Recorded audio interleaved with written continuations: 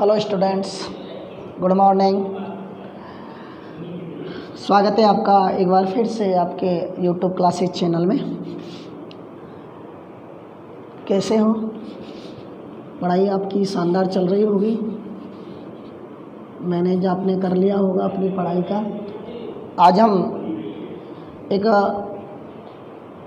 नए टॉपिक पर चलेंगे। उससे पहले एक छोटा सा टॉपिक रह रहा था, उसके बारे में बात करने के बाद एक नए टॉपिक पर चर्चा करेंगे। तो कल संडे की छुट्टी थी, आज हम दोबारा से अपनी क्लास स्टार्ट करने जा रहे हैं। तो भाषा लिपि के बारे में हम पढ़ चुके थे और उसका एक छोटा सा अंग रह गया था, व्याकरण।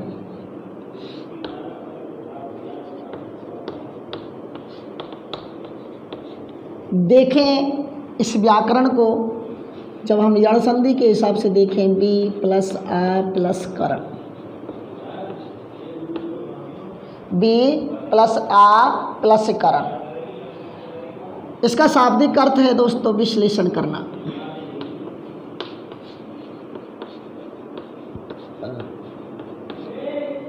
संसार में ऐसी कोई वस्तु नहीं है जो नियमबद्ध तरीके से अगर हम उसे लेकर नहीं चलें तो वो पूर्णतः अपना अर्थ सही प्रकार से दे दे। नियम तो बनाने ही पड़ेंगे, नियमों में चलना तो पड़ेगा। और जो नियम जिस रूप में बनते हैं, जो शास्त्र होता है, वो व्याकरण कहलाता है। तो मैं यूँ कहूँ कि जिसके द्वारा भाषा को शुद्ध बोलने और लिखने का ज्ञान होता है उसे हम व्याकरण कहते हैं। मैं लिख देता हूँ कि जिसके द्वारा भाषा को शुद्ध बोलने व लिखने का ज्ञान होता है उसे हम व्याकरण कहते हैं। अर्थात मैं यूँ कहूँ, व्याकरण एक ऐसा शास्त्र है, व्याकरण एक ऐसा शास्त्र है जिसके नियमों से हम भाषा को शुद्ध बोलने और पढ़ने का ज्ञान प्राप्त करते हैं। अर्थात किसी भी भाषा को शुद्ध बोलने और लिखने पढ़ने का जो नियमों का शास्त्र होता है वो व्याकरण कहलाता है। हिंदी भाषा को शुद्ध रूप में लिखने व बोलने से संबंधित नियमों की जानकारी जिससे होती है उसे हम व्याकरण कहते हैं। एक ऐसा शास्त्र जिसमें हिंदी भाषा को शुद्ध रूप में लिखने और बोलने से संबंधित नियमों की जानकारी होती है उसे हम व्याकरण कहते हैं। जैसे भाषा के कुछ विभाग थे, अंग थे, ऐसे हम व्याकरण के भी अंग या विभाग देख लेते हैं। सबसे पहले देख लेते हैं वर्ण, उसके बाद देख लेते हैं शब्द, उसके बाद देख लेते हैं पद और उसके बाद देख लेते हैं वाक्य। अब यहाँ एक और शब्द आया था जिसे अपन ध्वनि कह देते हैं। ये व्याकरण के विभाग मान लो, आप रूप मान लो या इसे अंग मान सकते हैं। तो मैंने आपसे कहा था शुरुआत में क्लास चलने से पहले कि थोड़ा सा एक टॉपिक सा रह रहा है, उसके बाद अपन नए टॉपिक पर चलेंगे। व्याकरण का शाब्दिक अर्थ होता है विश्लेषण करना, और जिसके द्वारा भाषा को शुद्ध बोलने और लिखने का ज्ञान होता है उसे हम व्याकरण कहते हैं। इसके अंग जो भी थे, ध्वनि, वर्ण, शब्द, पद, वर्ण विचार, शब्द विचार, पद विचार और वाक्य विचार, ये विचारों का अर्थ इसमें जोड़ देंगे। वर्ण विचार, शब्द विचार, पद विचार और वाक्य विचार। अब हम अपने नए टॉपिक पर चलते हैं। ये थोड़ा सा रह रहा था कल।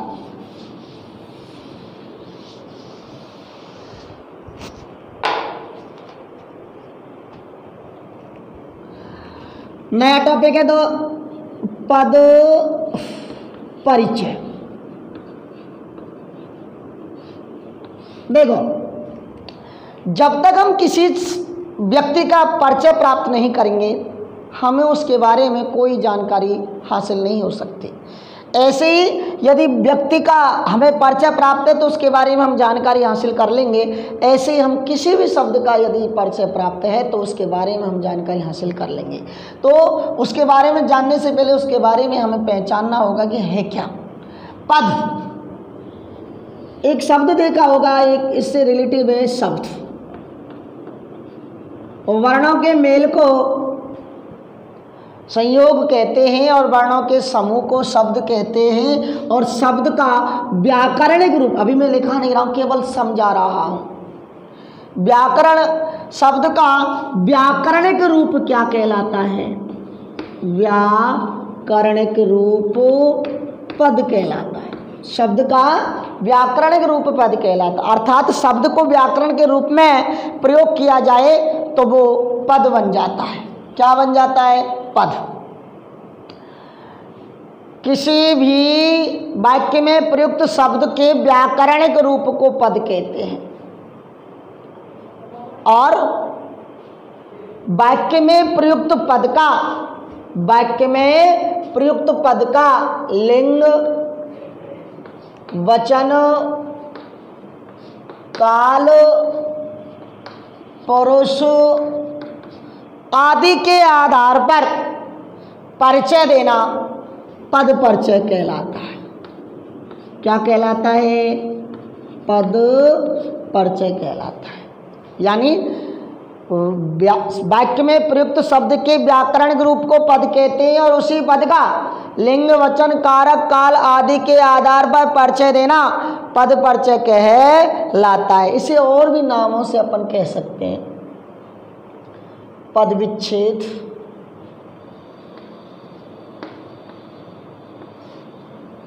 पदान्वय, पद विच्छेद, पदान्वय, पद विश्लेषण,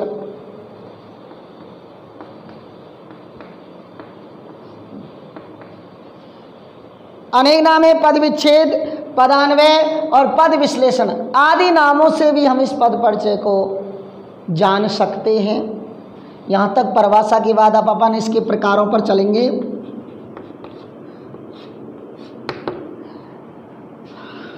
बच्चों, पद दो प्रकार के होते हैं। ऊपर से देखते हैं ना, शुरू से एक सारणी टाइप बना लेंगे, उसके बाद एक एक को पढ़ते जाएंगे। आप सारणी बना लेना।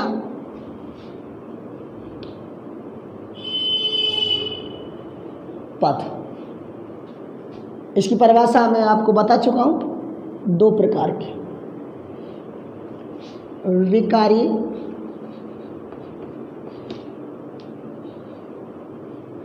और अविकारी। विकारी और अविकारी वे पद होते हैं जिनमें परिवर्तन नहीं होता। वे पद जिनमें परिवर्तन हो जाता है और वे पद जिनमें परिवर्तन नहीं होता। विकार में परिवर्तन। तो ये चार प्रकार के होते हैं। संज्ञा,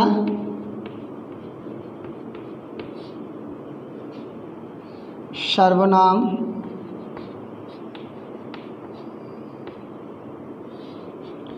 विशेषण,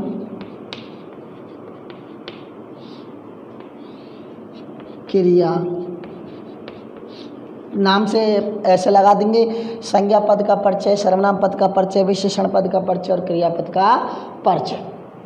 और अविकारी जिन्हें संस्कृत में अव्यय कहा जाता है, जिनमें कोई परिवर्तन नहीं होता। ये भी चार प्रकार के होते हैं। सबसे पहले अपन देखें क्रिया विशेषण। नंबर 2 पर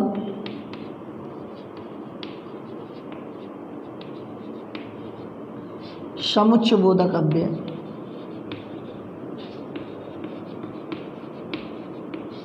नंबर 3 पर देखें संबंध बोधक अव्यय।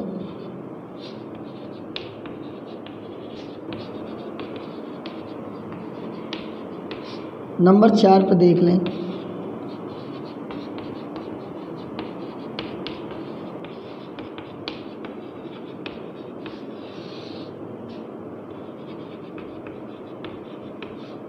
चार दोनों पार्टों के 4 पार्ट थे, विकारी और अविकारी। संज्ञा जैसे जानते हैं, संज्ञा कहते हैं नाम को, किसी भी व्यक्ति का नाम, वस्तु का नाम, स्थान आदि का नाम। सर्वनाम सभी नाम।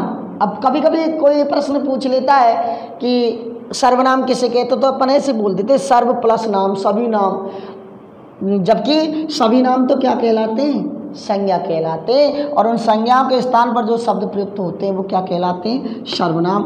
विशेषण जो विशेषता बताते हैं, क्रिया जो पाया जाता है।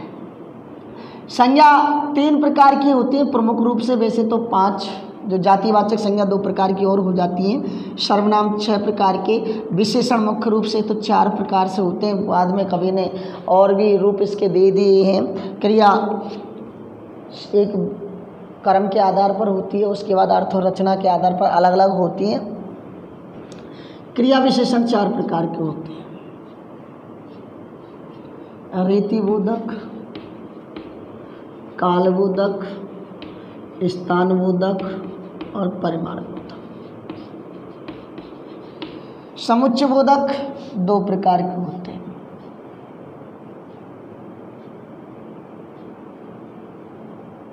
संयोजक, समुच्चयबोधक अव्यय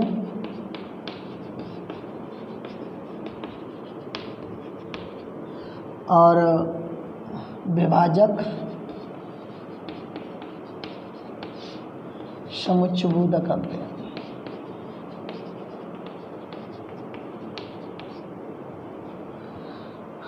विस्मयादि बोधक, जिसे इंग्लिश में एक्सक्लेमेटरी कहा जाता है, ये इसके चिन्ह हैं जो किसी भी रूप को गहनता से बोल देता है। अब हम इसके एक एक शब्द की तरफ देखते हैं, आपको समझ में तो आ रहा होगा। सबसे पहले देखते हैं विकारी। अब इससे पहले उतारा नहीं, क्योंकि पहले मैं पूरी तरीके से इसको समझा रहा हूँ। विकारी वे पद जिनमें लिंग वचन कारक काल आदि के आधार पर परिवर्तन नहीं होता। वे पद जिनमें लिंग वचन कारक काल आदि के आधार पर परिवर्तन हो जाता है वो तो कहलाते हैं विकारी। और वे पद जिनमें लिंग वचन कारक काल आदि के आधार पर परिवर्तन नहीं होता, नहीं बदले जाते, संस्कृत में जिसे अव्यय कहते, जिसे तोड़ा नहीं जाता। अब विकारी के प्रकारों के रूप देखते हैं तो मेनली 4 प्रकार के होते हैं, संज्ञा, सर्वनाम, विशेषण और क्रिया। अविकारी भी 4 प्रकार के होते हैं, क्रिया विशेषण, समुच्चयबोधक अव्यय, संबंधबोधक अव्यय और विस्मयादिबोधक अव्यय। अब हम चलेंगे एक एक पार्ट पर, एक एक पार्ट पर। अब आप इसे उतार सकते हैं।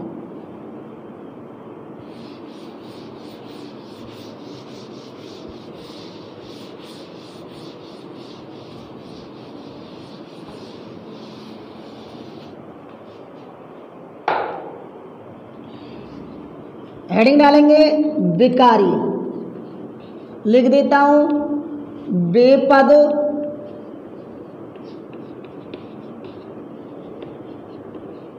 जिनमें लिंग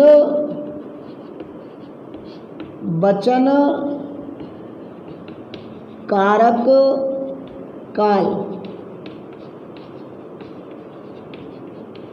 आदि के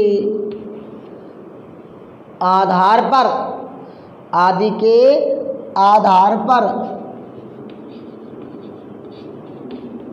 परिवर्तन हो जाता है, विकारी पद कहलाते हैं।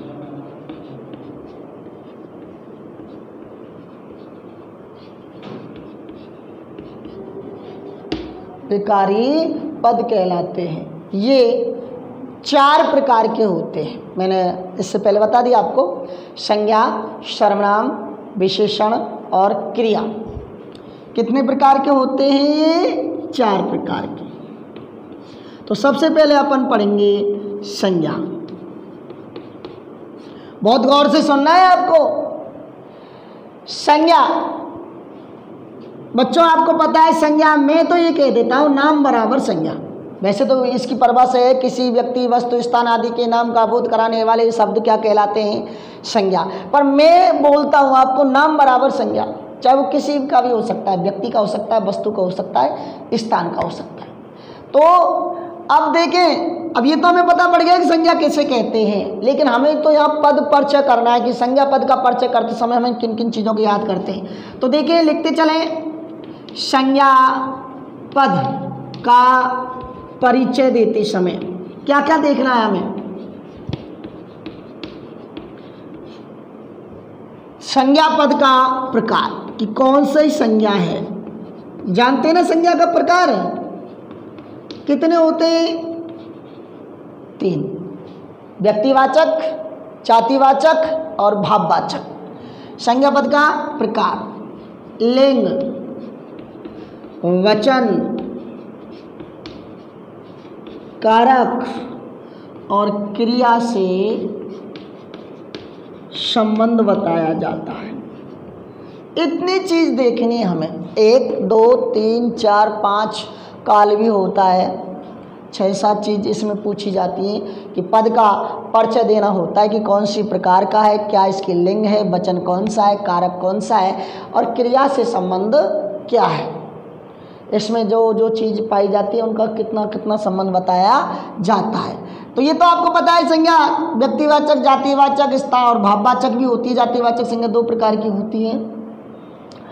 तो अब सबसे पहले हम देखते हैं कि संज्ञा पद का जब अपन परिचय देते हैं तो हमें क्या चाहिए। मेनली 2 ही पद पूछे जाते हैं बोर्ड में और हमें 2 लिखने हैं। तो सबसे पहले ये तो नहीं है कि लिंग वचन ही लिंग वचन लिखे हमें सब में, ये तो मस्ट है एक पार्ट। उसके बाद इनमें से दूसरा जो परिचय आप कहीं से भी कर सकते हैं। तो मैं उदाहरण देख लेते हैं, सब सिंपल सा उदाहरण देख लेते हैं। पहले तो जो नॉर्मल रूप में सबको देखता है, सब जानते हैं। उसने जैसे भी कि कृष्ण यशोदा के पुत्र थे।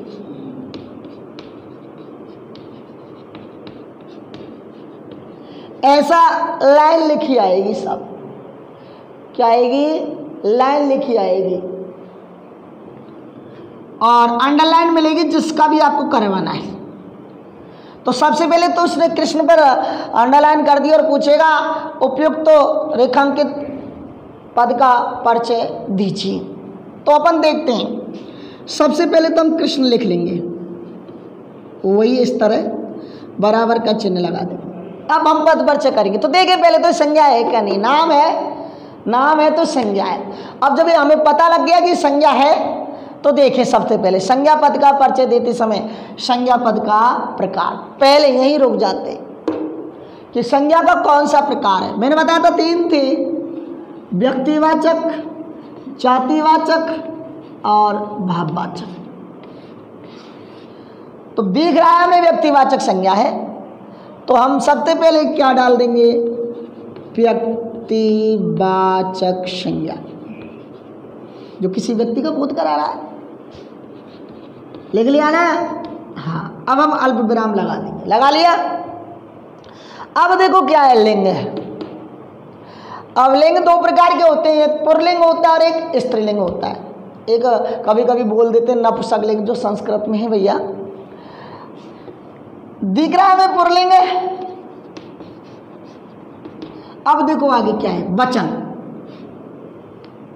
हिंदी में वचन 2 प्रकार से होते हैं, एक वचन और बहुवचन। कहीं कहीं सर द्विवचन भी होता है, वो संस्कृत का है। एक वचन और बहुवचन।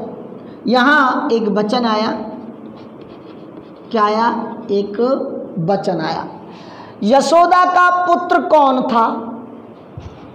कौन था? कृष्ण। अब मैं आपसे यहाँ ये लिख दूं, कौन और किसने।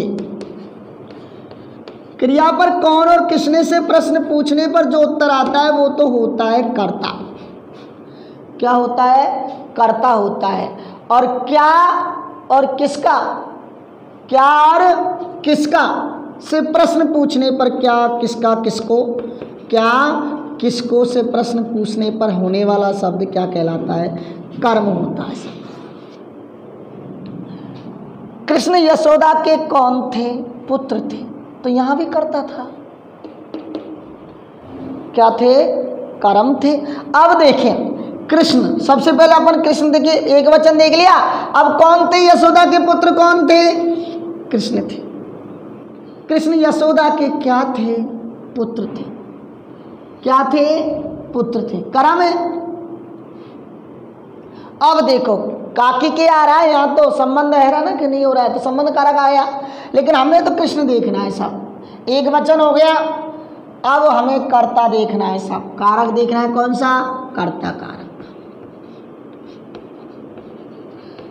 क्रिया है ही नहीं तो संबंध कहां से होगा। तो देखें व्यक्तिवाचक संज्ञा, पुल्लिंग, एक वचन आदि शब्द दिए गए हैं। अब इनके उदाहरण और भी देख लें, क्योंकि एक उदाहरण से हमें समझ में नहीं आएगा ना। दूसरा उदाहरण देखिए, पिताजी ने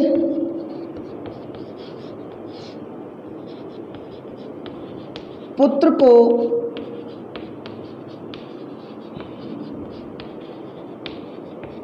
धन दिया, पिताजी ने पुत्र को धन दिया। देखें हम ना इस पिताजी पर अंडरलाइन कर लेते हैं, पुत्र पर भी अंडरलाइन कर लेते हैं और धन पर भी अंडरलाइन कर लेते हैं। इसका साफ है कि तीन पद परिचय पूछने वाला है आपसे।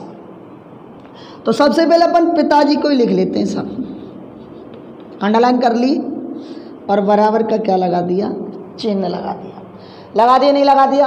अब देखो संज्ञा तो है ही है, अब हमें ये देखना है कि व्यक्तिवाचक संज्ञा है कि जातिवाचक संज्ञा है कि भाववाचक संज्ञा है। अगर ये व्यक्तिवाचक होता तो यह नाम आता, कोई भी, जैसे रमनलाल पापा, भजनलाल पापा, श्याम बिहारी पिताजी, जो भी होता। लेकिन एक पिताजी एक जाति का बोध करा रहा है। जब जाति का बोध करा रहा है तो यहाँ अपन लिख देंगे व्यक्तिवाचक संज्ञा। एक पार्ट हमारा खत्म होता है, अब इनमें से कोई सा भी लिख सकते हैं, लेकिन अपन तो यहाँ क्रम से चलेंगे साहब। लिंग, साधारणतः पिताजी जो शब्द होते हैं वो पुल्लिंग है, वचन एक वचन है। अब कारक दिख रहा है साहब, क्या दिख रहा है, कारक दिख रहा है। कर्ता नहीं, यहाँ तो नॉर्मल रूप में चिन्ह भी दिया गया है, तो कौन सा हो गया, कर्ता कारक। अब देखिए क्रिया से संबंध क्या है, यहाँ क्रिया कौन सी है, देना, देना क्रिया का रूप, दिया कर्ता क्रिया है, तो यहाँ इसका संबंध देखना है। तो अपन लिख देंगे नॉर्मल रूप में कि दिया क्रिया का कर्ता। भाई कर्ता तो ही है, दिया क्रिया का कर्ता, सिंपल वे में खत्म हो गया। व्यक्तिवाचक संज्ञा है, पुल्लिंग है, एक वचन है, कर्ता कारक है, और दिया क्रिया का कर्ता है। क्या है, दिया क्रिया का कर्ता है। अब देखें साहब, पुत्र दिया है साहब, कर्ता ने कर्म को कर्म दिया, किसने किसको क्या दिया। मैंने आपको बोल दिया था कि किसको और क्या, किसको और क्या ये बराबर में कर्म होते हैं, और किसने और कौन बराबर में कर्ता होते हैं। तो सबसे पहले हमें फिर देखना है, सब संज्ञा पद का परिचय करना है। तो पुत्र यदि नाम होता तो व्यक्तिवाचक होता, लेकिन यहाँ तो एक पूरी जाति का बोध करा रहा है, तो ये कौन सी संज्ञा हुई, जाति वाचक संज्ञा। कौन सी संज्ञा हुई, जाति वाचक संज्ञा। वही लिंग है तो पुल्लिंग है, वही वचन है तो एक वचन है। अब कारक पूछ रहा है तो को आ रहा है, कर्म कारक, और फिर क्रिया आ गई दिया, तो वहां तो कर्ता था और यहाँ क्या है, दिया क्रिया का कर्ता। तीसरा दिया है सावधान,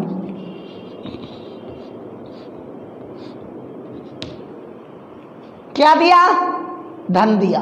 अब धन भी जातिवाचक संज्ञा का जो भेद होता है द्रव्यवाचक वो प्रकार है, लेकिन हमें तो यहाँ जातिवाचक संज्ञा दो प्रकार की होती है, समूहवाचक और द्रव्यवाचक। लेकिन हमें तो यहाँ कौन सी संज्ञा लिखनी है साहब? जातिवाचक संज्ञा पुल्लिंग है, एक वचन है, हमेशा ही एक वचन में पाई जाएंगी। पुल्लिंग है, एक वचन है, कारक तो कर्म है ही है, और दिया क्रिया का कर्म। ये हो गया हमारा पदपर्च। क्या हो गया? पदपर्च। एक उदाहरण और देखने के बाद इसको हम खत्म कर देते हैं। एक उदाहरण और देने के बाद इसको अपन खत्म कर देते हैं, आपके समझ में भी आ जाएगा, क्योंकि ये टॉपिक है ऐसा है, उदाहरणों का है। जैसे मैंने लिख दूं श्याम राम के पापा थे। श्याम राम के पापा थे। श्याम राम के पापा थे। अब मैं श्याम पर लगा दिया अंडरलाइन। राम के पापा कौन थे? श्याम थे। तो हमने तो इसको देख लिया, सब कर्ता कारक है, तो अंडरलाइन करें। कर लिया हमने श्याम। सबसे पहले वही जातिवाचक संज्ञा, तो जातिवाचक संज्ञा का प्रकार कौन सा है? सबसे पहले अब ये नाम दिया गया है, नाम दिया गया है तो कौन सी संज्ञा हुई?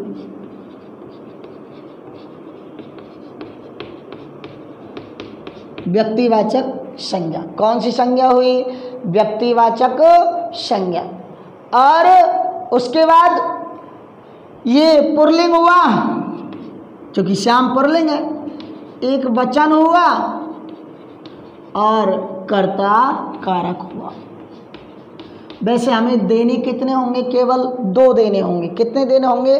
दो। एक तो ये होगा ही होगा, उसके बाद दोनों में से एक कोई सा भी लिख सकते हैं। तो ये संज्ञा पद का परिचय मैंने आपको बताया विकारी में, कि विकारी वे पद होते हैं जिन्हें लिंग वचन कारक काल आदि के आधार पर परिवर्तन कर लिया जाता है। चार प्रकार की हुई: संज्ञा, सर्वनाम, क्रिया और विशेषण। सबसे पहले हमने संज्ञा की बात की कि व्यक्ति, स्थान, वस्तु आदि के नाम का बोध कराने वाले शब्द संज्ञा कहलाते हैं, अर्थात नाम को ही अपन संज्ञा कह सकते हैं। ये तीन प्रकार के होते हैं: व्यक्तिवाचक संज्ञा, जातिवाचक संज्ञा और भाववाचक संज्ञा। मैं यूँ कहूँ कि जातिवाचक संज्ञा का हम दो भागों में और बांट सकते हैं, द्रव्यवाचक संज्ञा और समूहवाचक संज्ञा। लेकिन हमारा टॉपिक तो पद परिचयों का चल रहा है, तो संज्ञा पद का परिचय देते समय हमने बात बताई थी संज्ञा पद का प्रकार, लिंग, वचन, कारक, काल और क्रिया से संबंध बताया जाता है। उदाहरण के रूप में मैंने आपको बहुत 3-4 उदाहरणों के माध्यम से समझाने की कोशिश की। अगली क्लासों में इससे नेक्स्ट टॉपिक अपन लेने का आएंगे, तब तक आप मन लगा करके पढ़ते रहें, और जो चीज़ समझ में नहीं आई वो कमेंट्स बॉक्स में हमें डालते रहें। लेकिन पढ़ना है आपको, और एक एक शब्द, एक